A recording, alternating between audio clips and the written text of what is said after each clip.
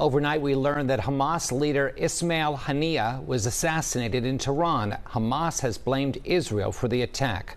Hamas says Haniyeh was killed by an airstrike after he attended the inauguration of Iran's new president in Tehran. Israel has vowed to kill Haniyeh and other leaders of Hamas over the group's October 7th attack on Israel that killed 1,200 people and saw some 250 others taken hostage. Israel has not commented on the assassination. Hours before that happened, Israel launched an airstrike on Lebanon. Israeli officials say Hezbollah commander responsible for Saturday's rocket attack in the Golan Heights that killed 12 young people died in the attack. An Israeli official confirms to CBS News that Israel gave top U.S. officials advance warning of yesterday's operation in Lebanon. Alex Traiman, the CEO and Jerusalem bureau chief of the Jewish News Syndicate, joins us now live via Zoom from Jerusalem. Alex, good morning. Good to have you with us this morning, especially in light of these developments overnight. So Hamas is calling the killing of Ismail Haniyeh a dangerous development. He was a key player in their organization. So how dangerous is this, and what does his death mean for the region?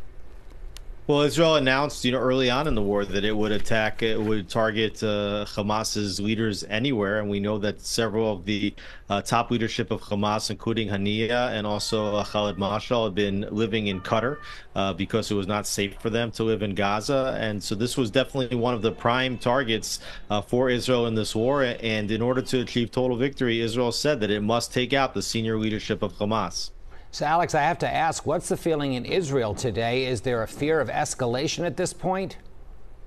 Certainly a fear of escalation, not only from the killing of Haniyeh, who was in Tehran, as you mentioned, but also due to last night's assassination of Fuad Shukr, who was the #2 of Hezbollah. And the battle between Hezbollah and Israel has been simmering really since October 8th, the day after Hamas's attack. And there's no doubt that Israel and Hezbollah right now are on the brink of a major war.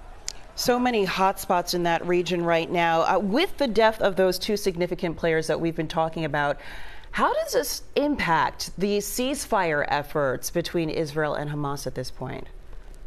Well, Israel would do anything that it can in order to get its hostages back, but it's not willing to agree to a permanent ceasefire as long as Hamas continues to operate as a political and a military power inside Gaza. Meanwhile, for Hamas, they have very little incentive to end the war because Israel's already done so much damage, and the last thing that they hold are the hostages. So Hamas has been continuing to add different questions and demands inside the negotiations. It doesn't look like a ceasefire is going to be reached anytime soon. Not promising at this point. All right, Alex Traiman, thank you so much for joining us with your insight.